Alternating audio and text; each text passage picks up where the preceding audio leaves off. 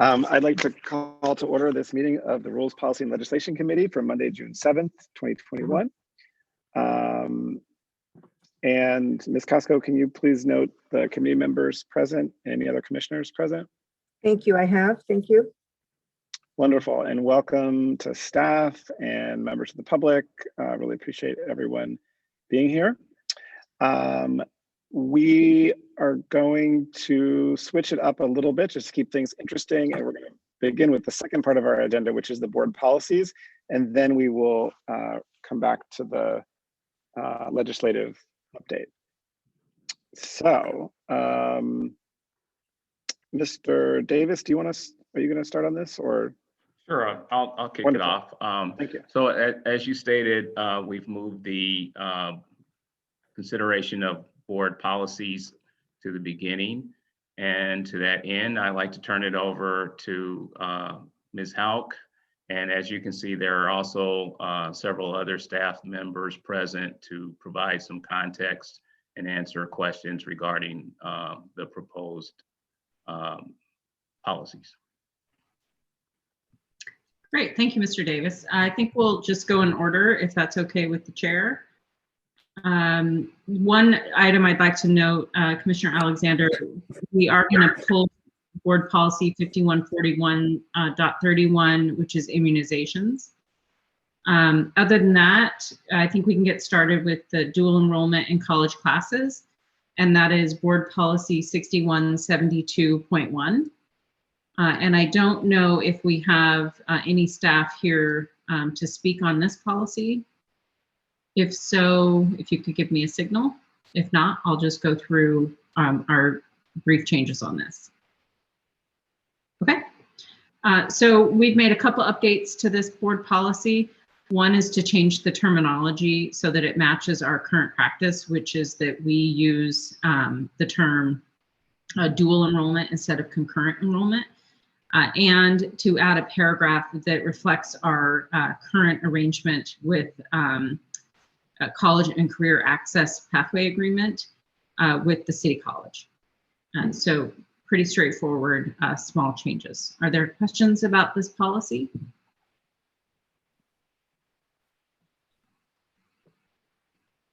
Okay. Do you want to move and second these all at once, Chair Alexander, or do you want, how would you like to proceed? I think it would be great if you could give us the presentation on the whole thing, and then we can take public comment on any of the items that members of the public may wish to speak about before we have our discussion. Perfect. Okay, so the next item is board policy 4112.2, and this is certification. I don't think there are any staff members to speak on this.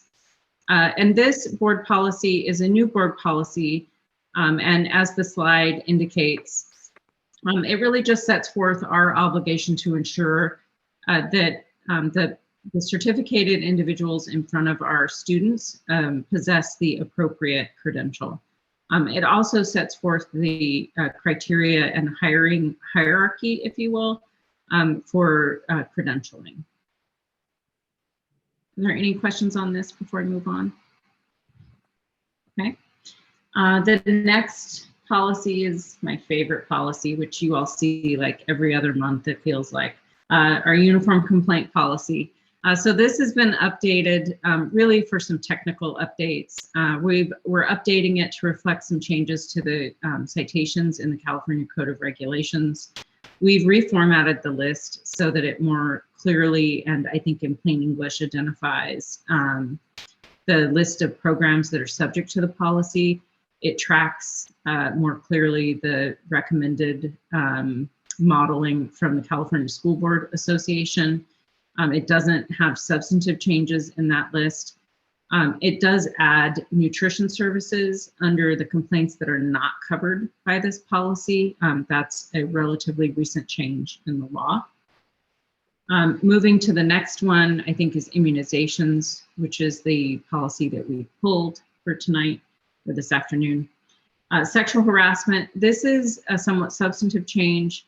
And this reflects a change in the law for Title IX regulations. The committee will remember that in the outgoing months of the Trump administration, the administration changed the Title IX regulations to incorporate several due process protections for individuals who are accused of Title IX violations, as well as narrowed the definition of conduct that can violate Title IX. So this policy reflects the changes that are now mandated by federal law. But as Chair Alexander and I were discussing last week, it importantly does not change our definition of sexual harassment and prohibited conduct. So internally, we still prohibit the same conduct, but in terms of what we investigate and address under Title IX regulations, that now tracks federal law. So the next set of policies on the next slide, these all are technical updates to reflect a change in organizational structure in the district. These complaints previously went to a team that used to be referred to as the employee relations team. That team is now, it used to be referred to as the talent management team, but now we refer to that team as employee relations. So we just want to make sure that when people have complaints, they know where to file them. So we want to make sure our policies are accurate and reflect that. So that's why these changes are coming to you. The next set, and here's where we get into a couple meatier changes. Board Policy 5030, our wellness policy. And I think for this policy, Chief Lau Smith and her team have a presentation or at least a few points they want to make for the committee tonight. Chief Lau Smith, I'll turn it over to you here. Thank you, legal counsel. How I just really blanked on what your title is, but that's good I enough. think you just need to say because I don't know how else to call me. Thank you for that. Hello, commissioners, and thank you for the opportunity to present. Saida Hafiz is also with me tonight, and I may be calling her for some questions I may need more detail for, as well as Hannah Smith. And I'm not sure if anyone from Student Nutrition Services has joined yet. So we will do the best we can. So this is sort of I would kind of say a two-step process in which tonight the policy recommendations that we have are really to remove, they're a little bit more transactional than the more comprehensive wellness policy we may come back with after we complete a stakeholder process. But tonight, what we're trying to do is just align the wellness policy with some recommendations to CDE and federal policy by removing detailed historical language, some of the declarations and definitions, and reorganizing sections to better align with the language across regulations. So tonight is more a little bit transactional, and then we can go to the next slide. We will begin a more thorough and community stakeholder involved wellness policy update as we move through it. So this is sort of what we're doing tonight. And then you go to the next slide. And this will talk about the process that happened in 2015. It was a really comprehensive, holistic, and inclusive process to develop the original wellness policy that we are updating tonight. And we are going to embark on a more thorough policy update over this next school year, where we'll be inviting parents, guardians, students, employees, all stakeholders to really look at the policy and align it with district priorities, incorporate anti-racist practices, be sure to include the most up-to-date research findings, be as visionary as our stakeholders imagine it to be, and then to continue to align with CDC's whole community, whole child model. And the update is hoped to be done and presented sometime during the 22-23 school year. Salute. Next slide. This is just kind of a timeline of where we've been since 2003 when we passed the first wellness policy. It was revised again in 2007 and again in 2019. Sorry, I'm going up and down. 2015 was probably when the biggest revision happened. And as you can see, we're doing a small revision now and getting ready for the next update in the next year or so. And I think that is it. And the next slide. Trying to remember. Yep. So I wanted to pause there and just to see if, did you want to do questions now, Commissioner Alexander, or did you want us to keep moving on? Not unless there's just clarifying questions. Okay, I see. Commissioner Lamb saying no. So yeah, whenever is that it for the presentation? Yes. Yeah, okay, wonderful. Thank you. That was perfect. Ms. Casco, can we see if there is public comment on any of the policy recommendations? Okay. Oh, I'm sorry, Ms. Casco and Chair Alexander, we did have one last policy on tonight's agenda. If we could just switch back to that real fast. The nutrition program compliance. So this policy is a new policy. And this is basically to set forth the duties and responsibilities of the compliance coordinator, and also to set forth a complaint process for complaints that are filed about our nutrition program. One important point here, in the 6 years that I've been here, I don't think we've ever had a complaint about our nutrition program. We're not bringing forward this, this policy because we have complaints. We're bringing it forward because we're specifically carving it out of our uniform complaint policy. And so we want to make sure that we have a policy in place should there be a complaint to come forward. And I don't think we have staff on the line tonight to address this, but if we do, and I'm neglecting to recognize you, please, by all means, speak up. I'm expecting them, but they're not on yet, so. Okay, because we're going so quickly and tonight, we're so efficient. Okay. Now I think we're done. Efficiency is going to be the new name of the Rules Committee. Pardon me. All right, I like it. Mr. Chairman, Jennifer Lavar is online. She has her hand raised and she's staff. I don't know if she wants to speak to this.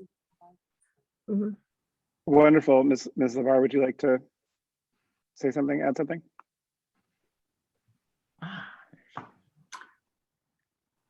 Hi, everyone. I'm just letting you know. Hi there. Okay. I was having a hard time joining as a panelist, just wanting to signal that I was here in case anything was coming up. So, hello. Thank you for being here. We appreciate it. You're welcome. Yeah. And Mr. Chairman, there are no other speakers to the items. All right. Then let's move to commissioner discussion. Commissioner Lamb, is there anything? Do you want to take public comment, Commissioner Alexander? We did. Nobody wants to comment. Nobody. I don't have any questions as far as just overall comments. Overall with the dual enrollment, that's been a really important program that has offered our students more options. I know that also there's been recent support also from the city. So that partnership, I think we've had a strong partnership, but to really continue to strengthen that dual enrollment program is important. And overall, I think we've talked quite a bit as in this committee around the different complaint procedures. So I think, however, the clearer we can make it accessible for information for our students, our families to understand what that process is and how they can, be engaged should anyone want to, lift up and file complaints, that it's easy. So and accessible. So thank you. Wonderful. Yes, and I would just like to thank staff for all these, what are mostly technical amendments to make our policies clearer and more comprehensible. And I particularly appreciate Chief Lausmith's explanation of how the more substantive changes will be happening, input and potential changes to the wellness policy. So, so thank you for all that. And with that, I believe we can vote on recommendations. would it, General Counsel, would it be appropriate to do them all at once, or should we do separate votes? I think they're often forwarded all at once, so I think that's fine, Chair Alexander. All right. Just need to note that with the exception of the immunization policy, which Yes. was pulled by General Right. Counsel. So, Commissioner Lamb, should we do a motion to that effect, or? Yes, so move a positive recommendation from the Policy and Rules Committee of the various board policies, except for the exclusion of the withdrawal of board policy 5141.31 of immunizations. And I'll second that. Thank you. Is that by general consent, commissioners? Yes. All right. Seems like they're- Thank you. Wonderful. Thank you so much. So let's move to the legislative item. Mr. Davis. Thank you, Chair Alexander. So we're going to move back to the beginning of the presentation, and we'll start with the current status of the 21-22 state budget. And we have Abe Hajela from Capital Advisors here to make a presentation on that. Thanks, Mike. Good afternoon, everyone. So I'm going to go fairly quickly here and then just take questions if there are questions. As you all know, the budget has yet to be finalized. We're in the last stages of that.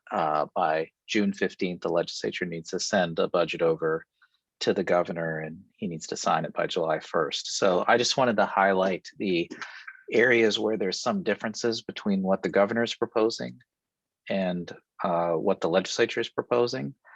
And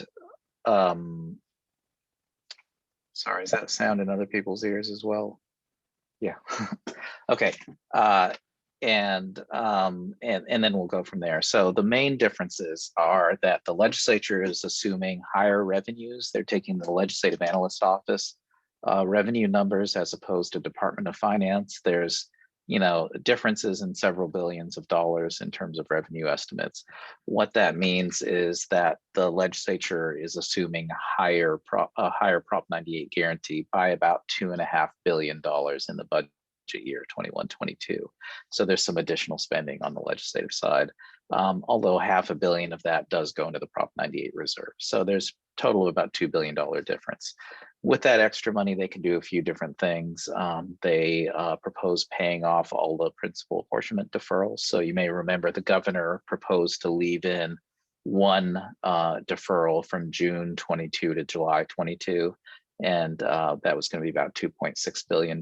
So the legislature proposes to pay that off. I should say on all of these items I'm going to discuss, we have no idea at this point who's going to prevail, the governor, the legislature, or a compromise between the two. On costs for school employers related to employee pensions, the legislature wants to spend some money from Prop 2, nearly $3 billion to pay down school employer costs for STRS and PERS. So that $2.8 billion is spread out over 4 years, roughly $400 million of relief in the budget year. So that's something that could be helpful. There's a more technical provision.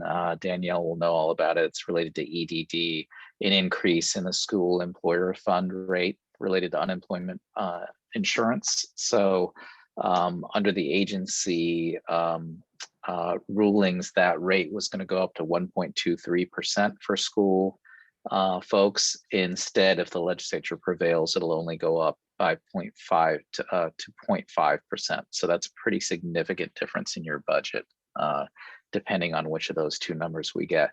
For some context, the rate was only 0.05% previously. So even 0.5% is an increase, but obviously significantly better than going up to 1.23.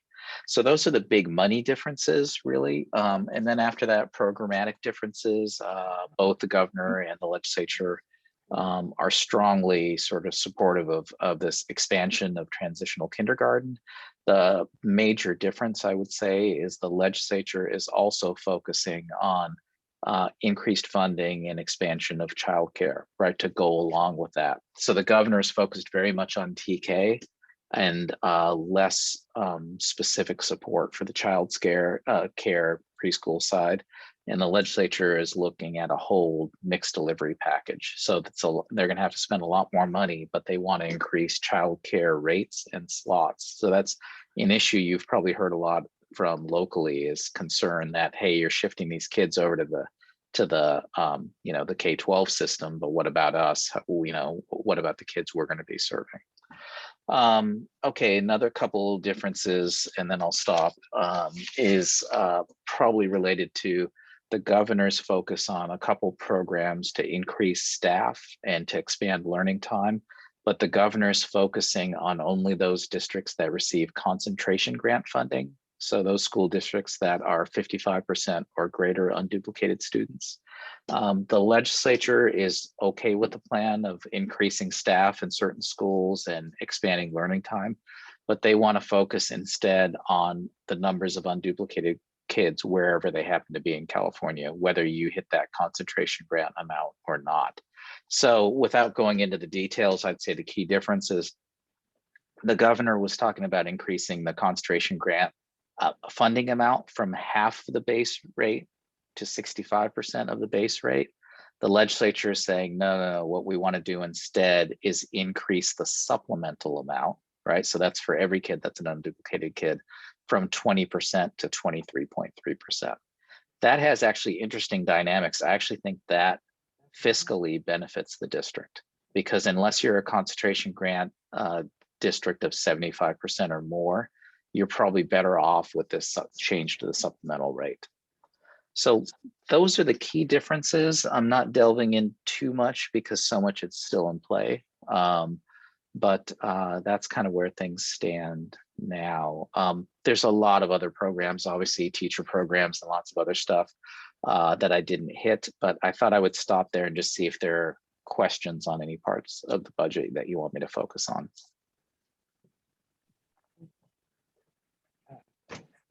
Commissioner Lamb.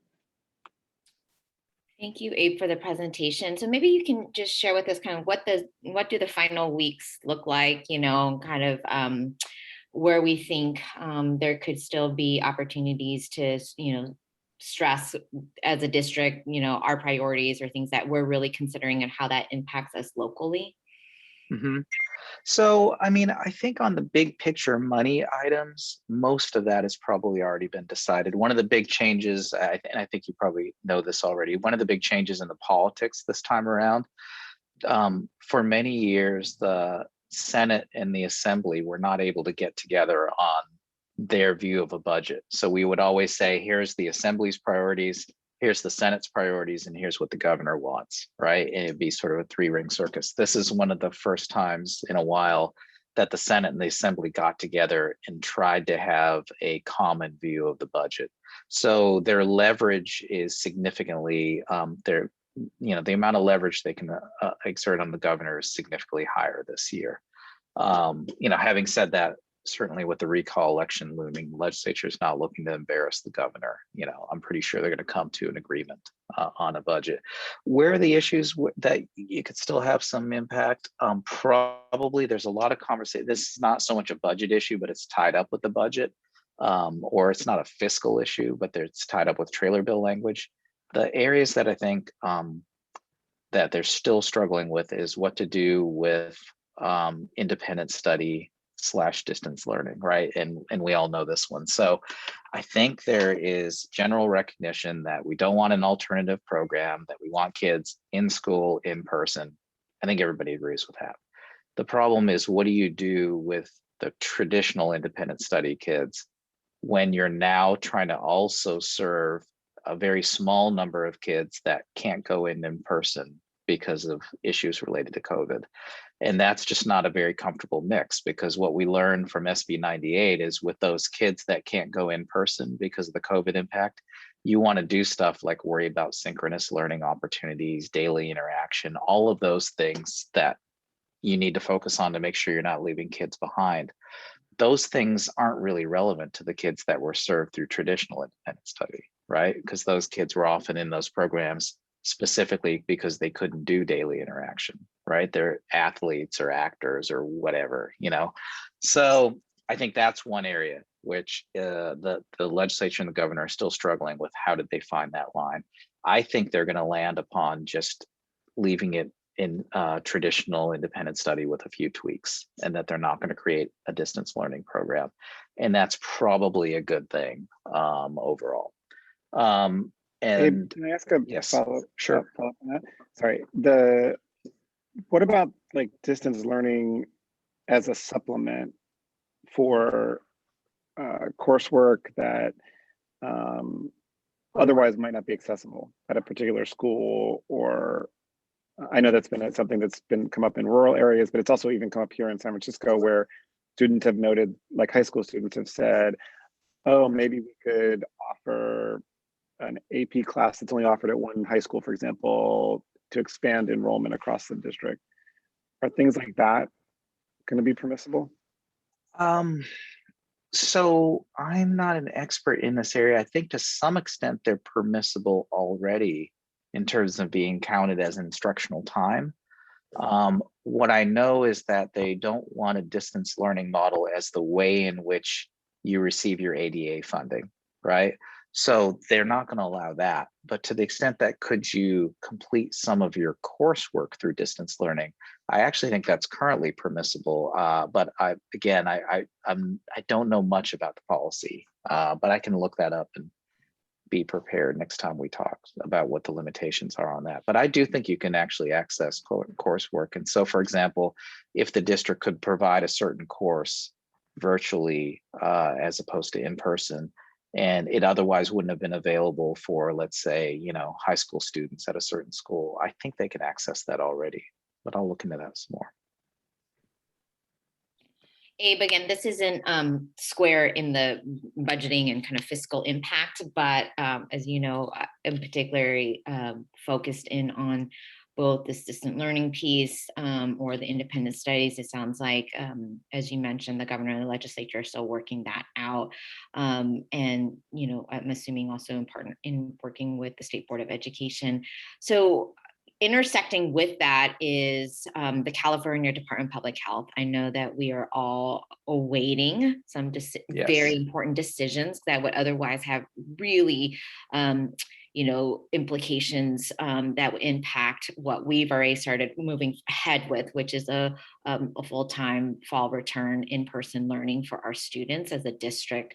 Any indication from in Sacramento about when those final guidance will be released? Yeah, we made a bunch of those calls today. We made a bunch of those calls today. You're exactly right. And no, I don't have a date, but they're getting a lot of pressure. And we said, look, you know, you guys have to understand, you know, answers to questions like what's the rules for adults at schools, masks, no masks, vaccinated, not vaccinated.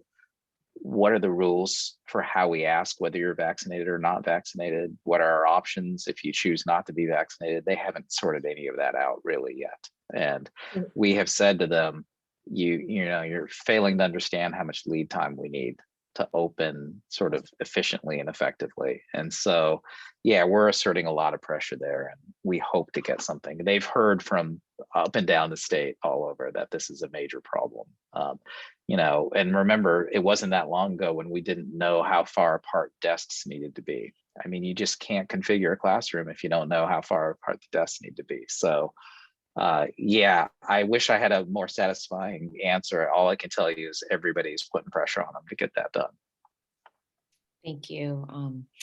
Because I you know, you've heard me voice that, and I'm glad that, you know, our colleagues up and throughout the state are voicing that, because I think it's also very important for the public to understand that those decisions that are led by the California Department of Public Health, which then our local Department of Public Health is ready. They're like ready to, you know, as soon as the state makes its decisions to move forward with their adoption locally. So I don't want to beat the same, you know, drum, but how important that is. The sooner those decisions are made, and if the state of California is going to open up its economy June 15th, we're just 8 days away from that, and we really need that relief and decisions at the local level to be able to do what we for that in-person learning for students.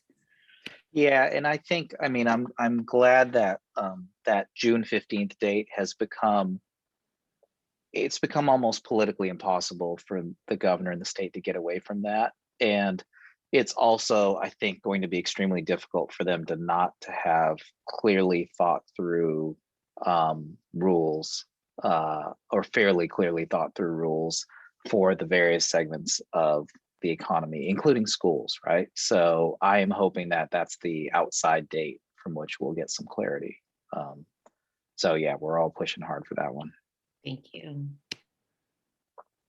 And those are the two major areas that I think, could still be influenced by school folks is the whole thing about distance learning, independent study, and when are we going to get clarity on the sort of reopening rules.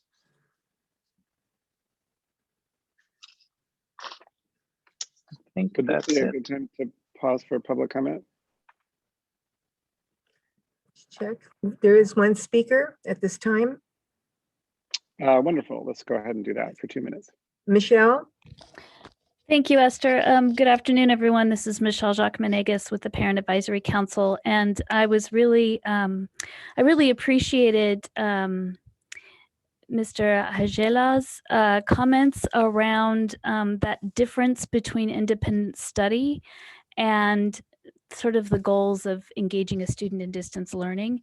And while I recognize it's not necessarily what your job is to do today, I did just want to continue to elevate the fact that both because of potential COVID-related causes and other ongoing issues, so a lot of our kiddos have a lot of mental health issues that make it really, really challenging for them to engage in a traditional in-person education model on a consistent basis, that this be something that we kind of keep in our minds and keep working on as a goal to figure out how to do this. I also really, really love the idea of creating greater access to a broader range of courses via distance learning models so that students are not missing out on something just because they don't attend the school where it's offered.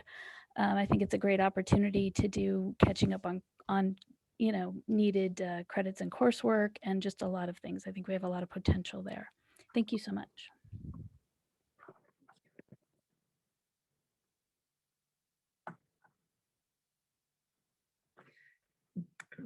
There are no others. Oh, I'm sorry. Excuse me. We have 6 speakers now. Okay. Okay, we start with Gregory. No? Oh, I'm so sorry. I'm so sorry. I saw the microphone and I thought that was them. Never mind. Thank you. There are no more speakers, Commissioner. Thank you, Ms. Casco. Wonderful. So, Mr. Hajela, is there a second part or another part to your presentation, or is that? No, I think that's all we were going to do this round. Wonderful.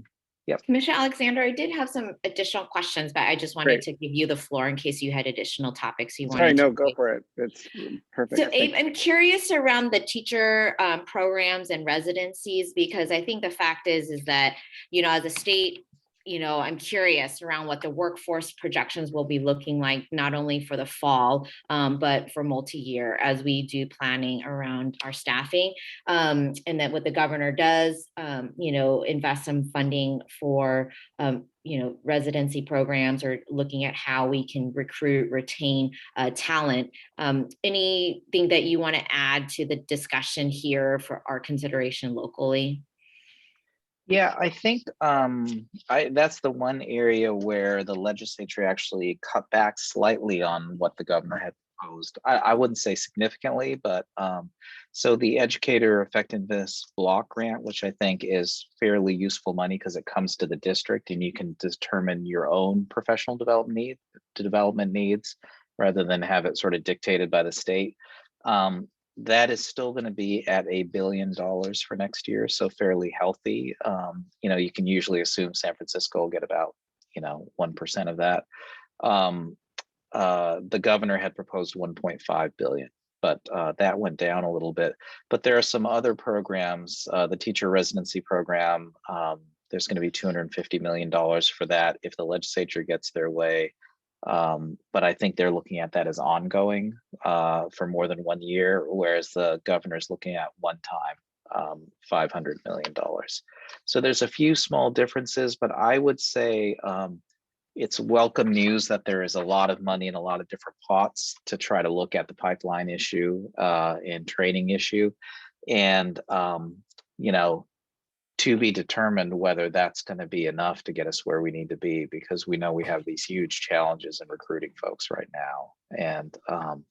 And all of that's been exacerbated by the pandemic and what's going on with the workforce. So I don't have anything specific other than to say, you know, it's been a long time since we had this sort of investment in professional development and retention. So that part of it is good. I also think, as a reminder, there's a lot of additional funding for school districts that's flexible money. And so, you know, think about the fact that there's more money coming in just at the base level that you can sort of try to address some of these issues. Because I don't think there'll ever be enough in sort of the side programs related to workforce. But having a 5% COLA and a few other bumps to ongoing funding hopefully will help a bit. Yeah, and just to flag that again, it's not necessarily, you know, centered around the fiscal impact or the budget process right now, but I know that in previous discussions with this committee was really that, you know, how do we look at, you know, leadership development, skills development pipelines, like our paraeducators for us locally is a very important you know, path for our staff to become certified, and really looking at what are the opportunities there. Are, you know, are there barriers within the state? Could we help, you know, being another voice around how we can help that quote scaling in the, again, the recruitment, retainment, and then ultimately with the skill set levels that we need for our educators to be working with our staff. So Commissioner Alexander, maybe just something to flag, you know, for this committee to be able to discuss, you know, once the budget is passed at the state level, but that I just know that this is going to be an issue that will, you know, be with us for years to come. One other ask around the transitional kindergarten, I'm very particularly interested in around the, you know, as there's more discussions, you know, both coming from the governor's team, governor's administration and the legislature, you know, where are you seeing around your comment around, you know, what is the state's plan looking at childcare? I think I'm particularly interested in honing on two things. Is one, you know, what's your sense on at the policy level, how to support school districts as they, if this is to move forward at this scale, to support school districts. I know there have been some initial planning grants that have been available, but the time frame that the state is looking for this, you know, broadening, expanding transitional kindergarten, and then on the 0 through 5, or I'm sorry, the early education, you know, where are those opportunities around looking at school readiness and quality programs, not only looking at childcare slots, which is important, of course, but really that continuum of early education into transitional kindergarten and then into the K-12 system institution. So on the TK sort of issue first, I think the legislature believes there needs to be a little bit more lead time. So they're planning on slowing implementation by a year. They are putting just as much money in and want to get there in 4 years, but they want to slow down a little bit and make sure folks are prepared. I think they have greater concerns for both workforce preparation, right, to make sure the teachers are ready for these kids, and then facilities are going to be an issue because we're talking about smaller class size for these younger kids, right? So you might have 10 kids to a teacher and you're going to need the room configurations for that, which not everyone's going to have. So those are at least two of the issues that the legislature thinks will require a little bit more, as you said, planning time to be prepared for. And I think there's still a lot of discussion about what what training ought to be provided to these teachers. So I think there's a consensus that there will need to be training, but what that focuses on, and what the new challenges are for kids at these age, and then what does it change by cohorts, right? Because we're going down in sort of these 3-month increments, so we're getting younger and younger kids each year out, and so I'm not an expert here, but are there developmental issues that are significant between 4.5-year-olds and 4-year-olds? And so are we going to have to prepare for that? I know that's a big issue going forward. And then on childcare, big issue for Assemblymember McCarty and others in the Assembly. They're looking at exactly the issues you're focusing on, which is not just the slots and the rates, which the assumption is increasing the rates allows you to do a little bit around quality, hopefully, and the type of folks you can attract, but also sort of making it a system that meshes a lot better than the current one does. But I would be lying if I said that a lot of thinking has been done on that already.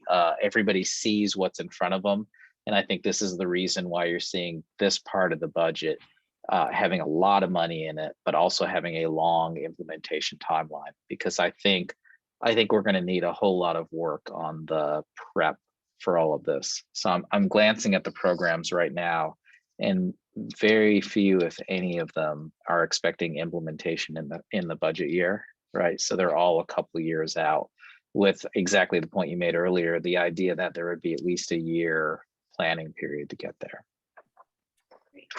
So I think what might be useful is for me to find out what the forums are going to be for those. So the planning usually goes, the state sets up some sort of model or template, and then that comes down to the local level. What I'll try to do is figure out what the opportunities are for participation at that state level planning, because maybe folks, if not with the school district, within the city for sure, might want to participate in that. Absolutely. Thank you, Abe. Last area I wanted to ask was around broadband access. I know that, there was quite a bit of traction in the state legislature around kind of, broadband access, knowing with distance learning and even now, so us returning to in person, we as a district have made the decision that, we acknowledge and recognize that the quote homework app or home access is still very important. So could you give a quick update around where broadband access is, particularly for K-12, and opportunities that we can consider here locally in working with our city and local municipalities around increasing those access in a sustainable approach? I think the main difference between now and probably the last time we spoke is that I think the funding picture is clear. The policy picture and sort of the solutions, I don't know that there's been much advancement on that, but the one big difference is there's general agreement that we've got somewhere between $7 to $10 billion to tackle the problem, right? So I think the last time we spoke, Commissioner Lamb, we were saying, yeah, but that's a big dollar item. Are they going to be able to get this? I think they feel like they have the money in between the federal money that's coming directly for this purpose, and then the additional money that's available to the state because of the surplus. It looks like, somewhere between $7 and $10 billion to address this issue. So that part of the picture has become clearer. Specifically, what they are going to do has not become any clearer as far as I could see.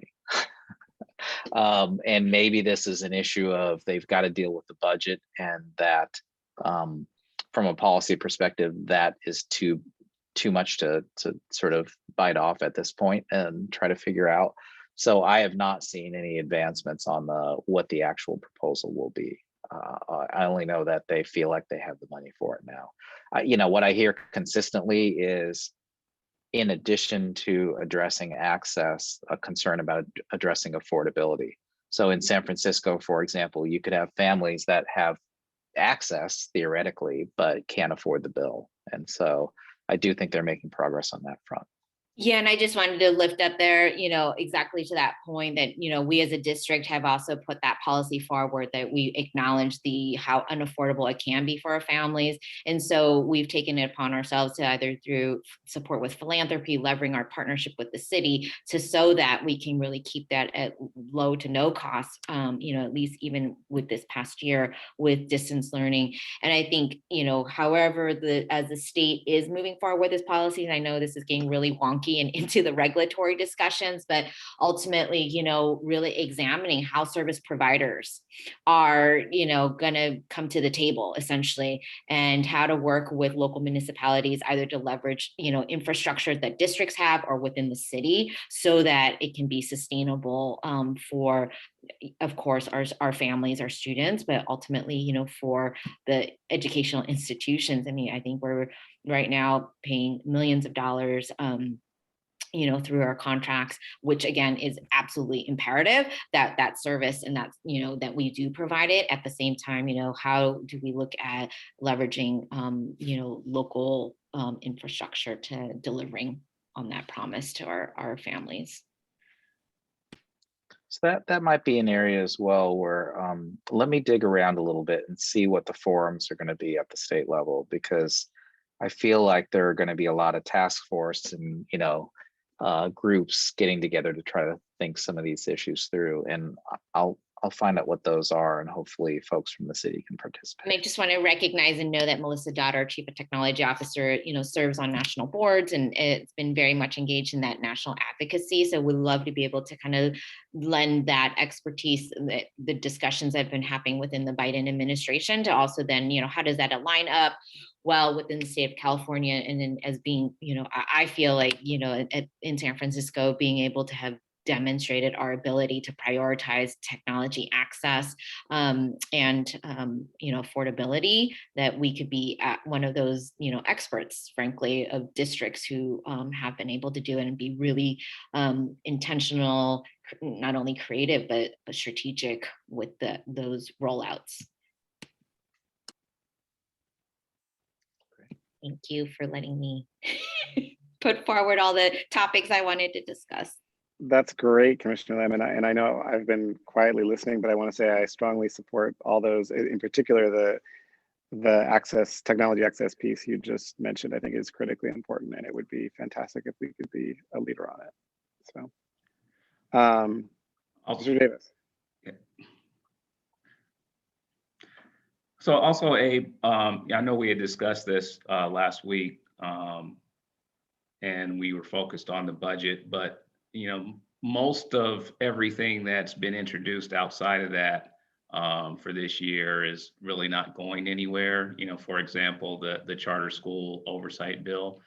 But is there anything left out there that we might need to track going forward, or have any input on? Yeah, that's a good question. Most of the controversial stuff has either sort of gone away or been modified enough so that the concerns, like AB 104, there were a lot of concerns around that initially, but those have all sort of dissipated. I think folks are assuming all the big stuff's going to happen in the trailer bill. Ethnic studies stuff has pretty much sorted itself out. Yeah, I honestly, Mike, I can't think of one right now. I can't think of a hot legislative issue for K-12 that's not a budget issue. I think they're all tied up in the budget right now.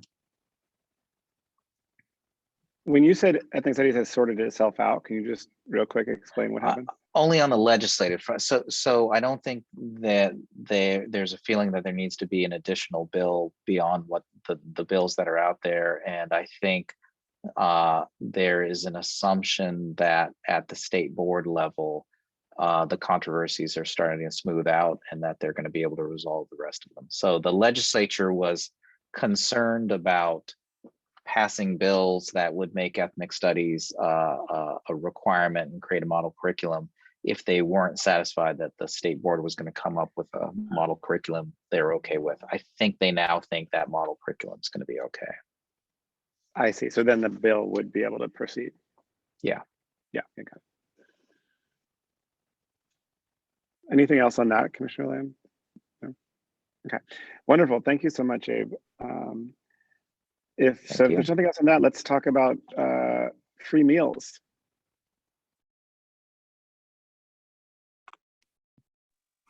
Thank you, Commissioner. So after Jennifer and Orla and Myung learned that we were having rules again this month, they asked me to place an item on the agenda so you could consider ways that we can offer some support for the Universal Meals for All Act, which I believe was reintroduced or introduced on the US Senate side a couple of weeks ago. And so Jennifer has some information about that and ways that maybe we could seek to let our federal delegation know that the board wants to offer support for that. I think that's right, Jennifer, and you can let me know if that's not right. And if we could put slide number 4 up, that would be great. Yep. So this is new legislation that was put up, and it was actually introduced on both the House and the Senate side.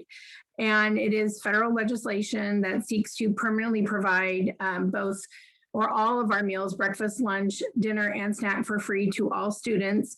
Really, it's a continuation of the waivers that we have been allowed to operate under since the pandemic.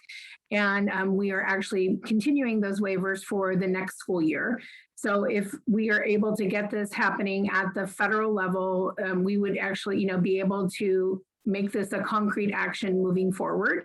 And by doing this, it allows us to eliminate school meal debt, which is one of the contributing factors to our unrestricted general fund contribution. And then by doing this, it also has some incentivization of local food procurement, which we already do through our good food purchasing policy that we adopted in 2016, but it makes it at a national level. And so this is something that we would like to seek guidance from the Rules Committee about how we can support it. And so we're bringing it to you all today to have that discussion.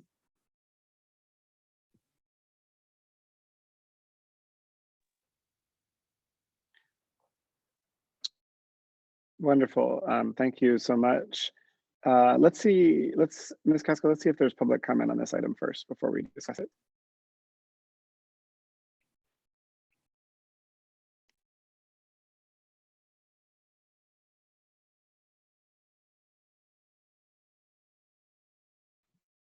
Thank you. Well, I will, for one, say that I'm an enthusiastic supporter of this bill, and also just would like to recognize the local history of this with the Black Panthers in 1969 in Oakland, starting their own free breakfast program, which pushed the federal government, maybe not even for the best of reasons, but it worked, to then start providing, to expanding what was already existing, but dramatically expanding food programs for young people. And so this is part of that legacy.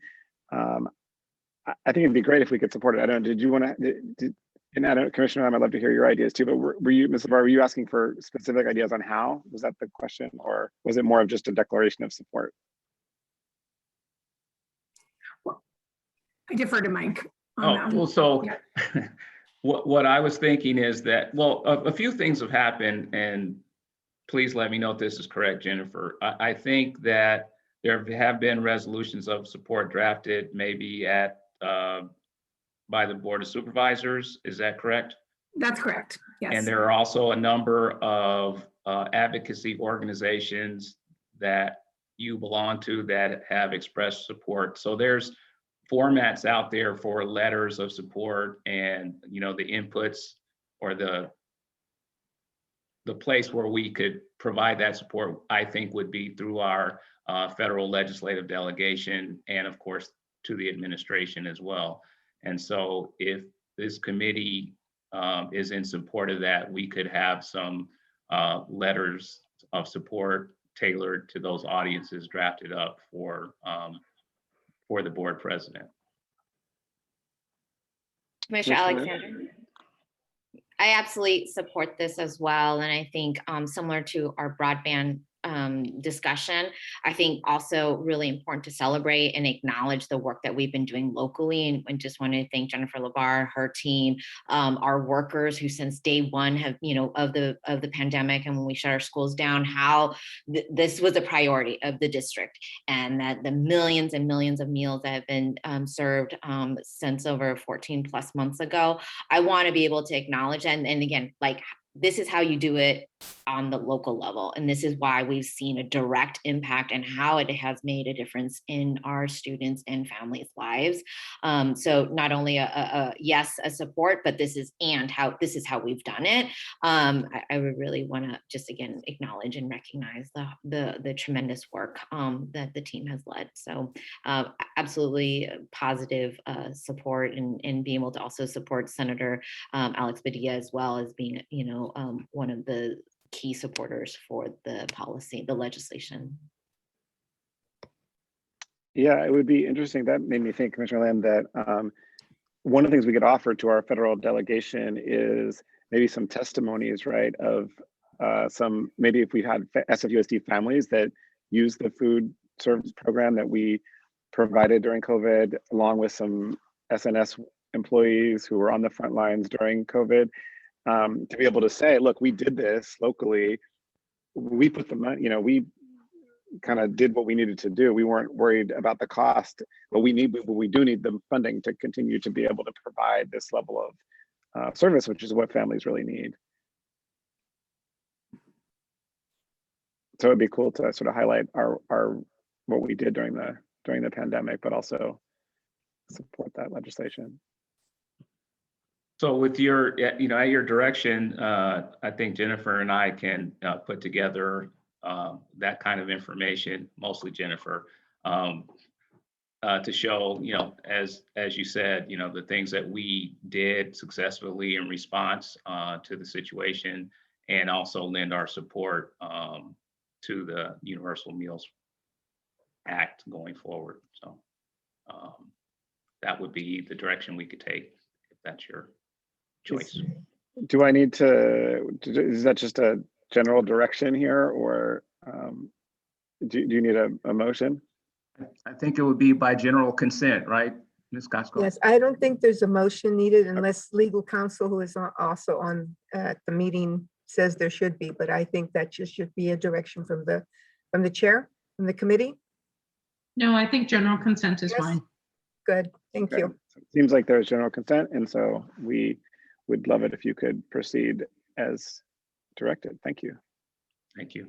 Thank you. All right, and I think our last item, it's our last item for today, is the Prop I rent relief issue. Next slide. Next slide, please.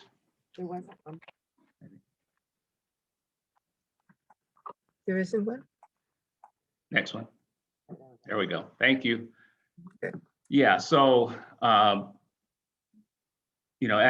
your request, Commissioner Alexander, we placed this information regarding Proposition I on the agenda, and had discussion with Myung Lee and with Vivamogi, and Viva is here to just give you a briefing on where we are with Proposition I, and you can take it from there. Thank you, Mike. Hi, commissioners. My name is Vivamogi. I'm here to just present some background and information on Proposition I, so that both of you can have similar background and information to help make any decision that you want to make today, if you do want to. Proposition I was on the ballot of November 2020, and it was passed with a 57% vote by the San Francisco voters. This was a transfer tax increase. And so what it did is it would essentially just increase about $196 million per year based on the controller's report. These funds by the voters were actually whatever the funds that were collected would be going to the city's general fund. As you know, the mayor has proposed her budget on June 1st. And during that time, I have reviewed her budget. And at this time, right now, it's not specifically line item where it will be going towards. It is in her broad general, budget proposal. And I haven't been able to get exactly where it will be going towards, but I know that in the mayor's budget proposal, a lot of it will be going towards housing and also homelessness is one of our major commitments for this budget cycle. Moving forward, this decision on where the funds of the Prop I funds will go towards will be discussed during the month of June at the Board of Supervisor Budget and Appropriations Committee. If there will be any changes to the mayor's budget. This will be finalized on June 30th and then will be voted by the full board in July. And so at this time, this is as much information that we were able to gather about Prop I, and I'm happy to answer any questions if you have any.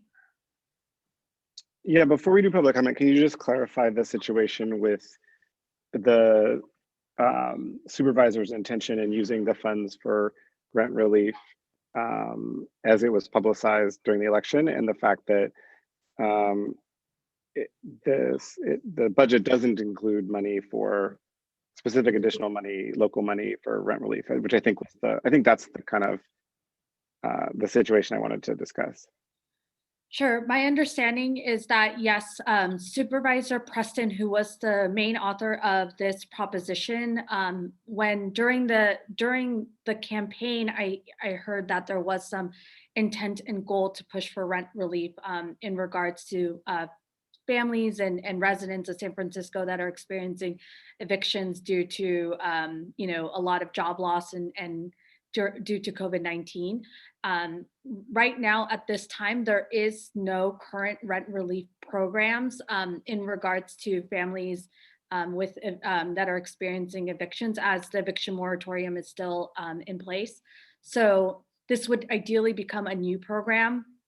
And in the current mayor's budget, there is not a new program that will be establishing that. That is something that will be discussed. I think that was something that was proposed. My understanding is that it was proposed and requested to be included in the mayor's budget. It has not. That is why during the Board of Supervisors Budget and Appropriations Committee, this is where they can make any of these shifts happen, and the Board of Supervisors can make that decision if they have enough votes to do so. At this time, I don't know of any other supervisors that have been taking a position on this outside of what I've been reading in the paper. So this is not, I haven't seen any kind of resolution or ordinance that are asking for, or actually wouldn't be an ordinance, but it would just be likely introduced during budget and appropriation. Thank you so much, Viva, for that summary. And so basically, yeah, I had asked for this to be agendized just for context, because the city, the mayor and the city's mayor's office of housing in the city is providing rent relief through the state and maybe federal funds, but it's coming through the state. So there is a rent relief program that started, but some of it's administered by the state, some of it's administered locally through the city. But there are a fair number of restrictions to that program, and it also isn't enough money to cover the amount of rent debt that exists in San Francisco. So part of the idea behind Prop I, to my understanding, was to use the revenue to number one, add to rent relief so that there'd be adequate funds, and secondly, to have a program that was a little more flexible. For example, one of the things that's not covered in the state program is people that don't have a formal contract or are subtenants. And as we know, a lot of low-income families, including many SFUSD families, may live in situations where they don't have a formal rent contract, and so then wouldn't be eligible for the rent relief funds that do exist. But under a program like a new program under Prop I, they could be eligible. So that was why I wanted to bring it up for discussion, just in terms of context of making sure that SFUSD families have access to the rent relief they need to be able to stay in their homes.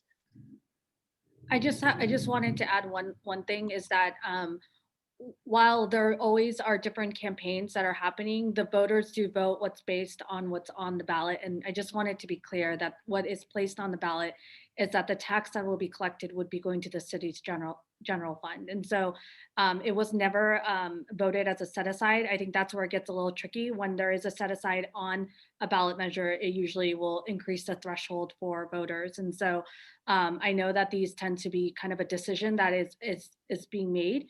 And so at my understanding of these funds is that it is collected and put into the city's general fund. Absolutely, yeah, no, technically and legally, they can be used for anything because it was a general tax. So the question though was, voters were kind of told that this was the intention during the campaign, and I think there's a clear need. So I guess my question was if we wanted to take a position encouraging the supervisors to include this money in to use some of this money or all this money for rent relief to ensure that our families can stay in their homes. So why don't we open up, we can have a conversation in a minute though. Why don't we open up for public comment and then we can have discussion. Okay. There's one hand that's raised, Commissioner. Excellent, let's do 2 minutes. Ms. Menegas? Michelle? Hi, can you hear me, Esther? Yes, we Okay, can hear thank you. you. Thank you. This is Michelle again with the Parent Advisory Council, and I just want to quickly thank everyone for helping to make this happen. It's as you all know, it's so incredibly helpful for so many of our families, and it's unfortunate in our society that the school district has to think about these kinds of supports, but we're grateful that you do to just help relieve any stress you can on any of our families. Thank you.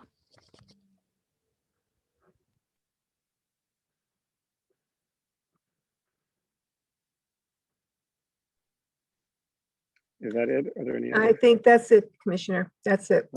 Thanks. All right, Commissioner Lamb, let me open up to your thoughts. Yeah, I'm curious if, how do we partner right now with the city or through the Mayor's Office of Housing or Community Development to understand what are the rent relief needs of our families? Do we know if we have that data or an intention to understand that scope? We currently have not ever, the only MOU that we have signed with the Mayor's Office of Housing and Community Development was a couple of years ago. And it was in regards to more for our teachers and our educators, and not just our teachers, but all employees, I'm sorry, to be able to receive some housing counseling. And before there was before the ballot measure passed to receive eviction protection, we were able to provide that as well through a small portion of our QTA funds to be able to do that. We have not discussed how our families can actually receive part of these the funds that are coming from the state and federal government through MoCD or any other department, but that is something that, you know, that is an option of something that we could look into as well. Thank you. And it sounds like, I mean, we are the Board of Supervisors, they're early in their budgeting process. Is that correct? What's the schedule of the budget committees? And if Viva can speak to what that kind of time frame looks like in the coming month or so. Yeah, I have not actually took a deep dive into the budget. I was obviously going to start this week, and usually it does go on almost daily until June 30th. And so it will be like heavy negotiations from now until June 30th in regards to every line item that will be coming on. So. Commissioner Alexander, go ahead. All right, usually every department will be doing its presentation, and then the board will have its discussion. And I'm certain that's going to be starting very soon, if not already. Commissioner Alexander, I'm happy to pause and then we can have kind of more dialogue if that's preferred as well. I'm trying to think if I have other thoughts. No, I don't have a lot of other thoughts at the moment. If you had other things you wanted to. I think overall for me, I would want to, you know, we are early in the process as now that the budget has been presented, but the Board of Supervisors will really, you know, hold those hearings, hold more of a community public process. And so I think for me, just being able to, you know, see and monitor what those developments look like in those conversations. So just certainly am very intrigued and supportive in making sure our families, you know, are getting the supports they need as we do move forward with COVID recovery. And I want to be able to make sure that, you know, as those discussions and developments are happening at a Board of Supervisors, that we're, you know, working with them as well.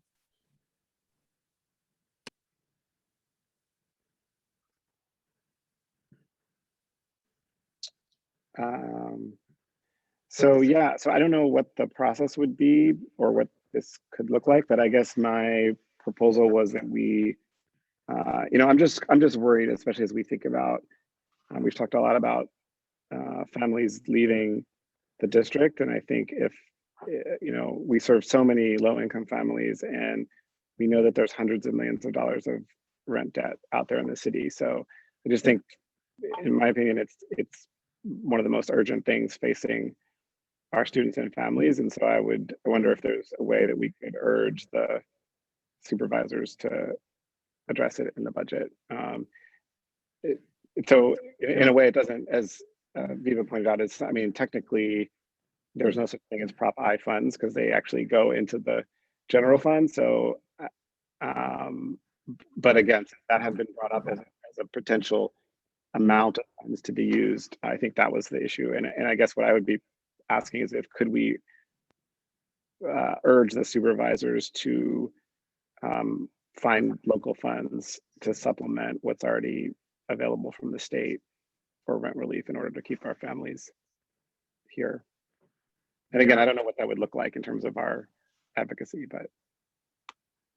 Yeah, and I think again, as I mentioned earlier, that you know, I would want to see if we can get more information and data about our families, you know, and their experience. And then if my preference would be at this time, if we can have staff closely monitor and be able to really report out proactively to the board. So should we make sure that we don't miss, you know, potential opportunities as these discussions are deepening at the board level and as they go through their process. So you mean you'd rather not take a formal position right now? Is that what you're saying? Yes. But I think we could come back in a couple of weeks to be able to kind of see where we're progressing and having staff be proactive in reporting back out to the board. So we understand what the budget environment's looking like. I guess I don't understand. I don't know when we would take a position since rules doesn't meet until we wouldn't meet again until after the budget. So that's why I brought it up today, but I'm not sure what that would look like. If I may make a suggestion, there are different, as of right now, there isn't a rent relief program. If there is, and you would like it to be focused, some of the funds, if the Board of Supervisors were able to create a fund, and you would like that to be focused towards some of our families, that has happened in the past, whether it's our down payment assistance loan program. You know, Teacher Next Door did expand to other public employees, but that was funds dedicated to our teachers and educators to support with down payment assistance. And there are other programs, like I said, housing counseling and other programs through the Mayor's Office of Housing Community Development, where they did set aside specifically to our, mostly to our teachers. Those are kind of the things that have happened in the past to make sure that some of the funds will go to our families or our teachers. Those are the type of advocacy that we could also do if there is a rent relief program. And so that can be done once it is the funds have been appropriated to, you know, a specific program. And again, like it is a little, I will say that it is fairly early in the process that we're just not sure, like, even if we push for it, the questions that we would get asked is like, how many students do you think are impacted? And what is the type of needs are there within our schools and families? And those are questions that I haven't been able to gather quite yet. So I guess that kind of concerns me. If we don't have any idea of what the impact on our families is going to be, if I mean in terms of evictions.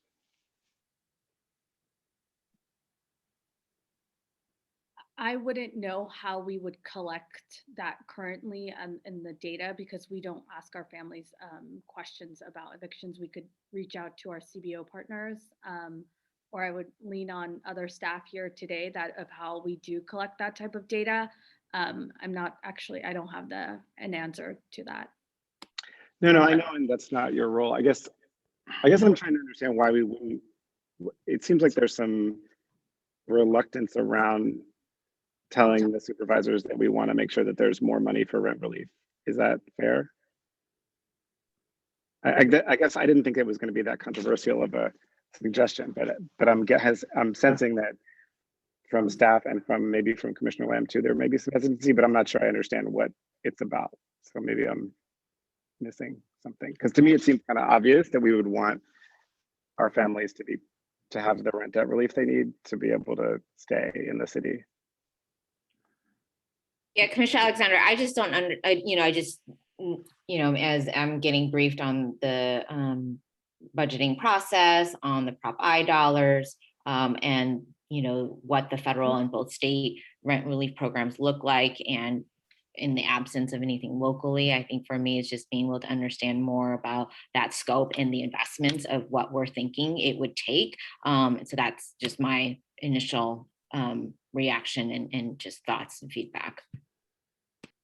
And I just want, from the staff perspective, for me, hearing about this on Thursday and then trying to, have some sort of intelligent presentation for you today, I think, we've provided all the information that we know about the proposition, and Viva has provided all the information that we have about the city-county budget process and where it stands right now. The thought that I had when Commissioner Lamb was asking about, different metrics that may be shared between the city and county and the district, we have lots of points of contact, and there probably is a lot more information out there, but Viva and I don't have that at our fingertips right now, and we'd be happy to get that information to help you make decisions. But I guess that's if there's any reluctance on our part, it's just that we are like, hey, this is what we know, and we don't want to tell you what we don't know. So. Okay. So when could you get some information on, by when could you get information on the potential impact of rent debt and evictions on SFUSD families, so we could determine what our position should be in a way that would be timely in terms of the budget process for the city? Yeah, I would have to lean on both the mayor's office team and also and reach out to our city agencies to better understand. Most of our children that would be impacted by this would be in SFUSD, but likely it will come out more of a report with families in San Francisco. So I think it may take like about a week or so. I won't say 2 because I think the budget process is really underway, but I can try to get us something for you as soon as possible to help kind of make a different decision. Would you all have the capacity to do something? I would have to check with President Lopez, but at the committee of the whole on the 15th.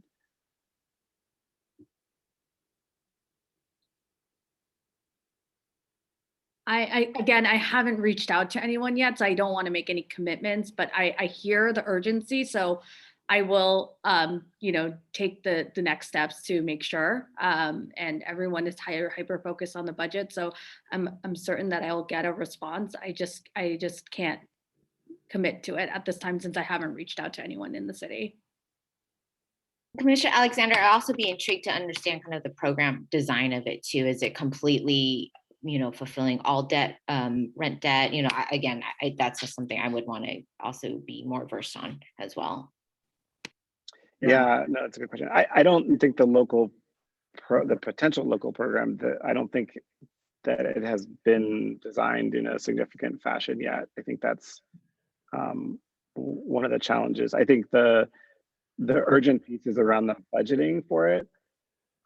It sounds like have they extended, or they're going to extend the eviction moratorium until September 30th. So I think there's a little bit of a window of opportunity to take the time. And I know MoCD is really good about these things. I mean, they know how to do these programs. They're already running the state program. So I think the real immediate question is around the money.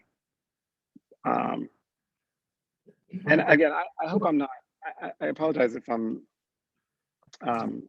bringing up things on a short timeline. I actually am surprised that as a district, we don't look into this, because as I said, I mean, this is a huge impact on our families. Like, we can't educate our students if they're homeless, right? Very effectively. I mean, we educate a lot of unhoused students, but it's if they are pushed out of the city, we can't educate them. It also dramatically impacts their education. So I guess I would encourage staff to be, I mean, to me, especially if we're thinking about government affairs, like, this is something that's happening right now. It's a critical issue impacting our city. And so I guess I didn't think it was an unreasonable thing to bring up, and I apologize if it was.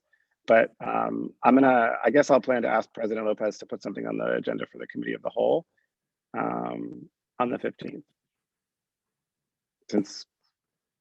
And hopefully we can get some information by then. I'm happy, if it's helpful to follow up offline about specific questions, I'm happy to do that for anyone who would like to talk to me. Any other discussion on this item?